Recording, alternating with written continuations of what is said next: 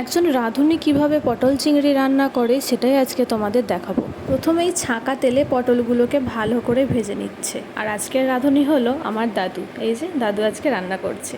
তারপর চিংড়ি মাছগুলোকেও একই প্রসেসে ভেজে নিল। এরপর গোটা গরম মশলাগুলো সমস্ত কিছু তেলে দিয়ে দেবে। তারপর একটু নাড়িয়ে নিয়ে এখানে দিয়ে দেবে কেটে রাখা আলুগুলো। এই আলুগুলোকেও ভালো করে লাল করে ভেজে নেবে। আজকের তরকারিটা চন্দ্রমুখী আলু দিয়ে করছে।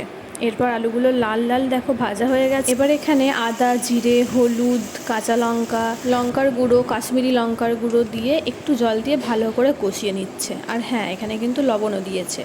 তারপর চিংড়ি মাছগুলো দিয়েও ভালো করে কষিয়ে জল ঢেলে দিল। এটা ভালো করে সিদ্ধ হবে। তারপর এখানে দেওয়া হবে পটলগুলো।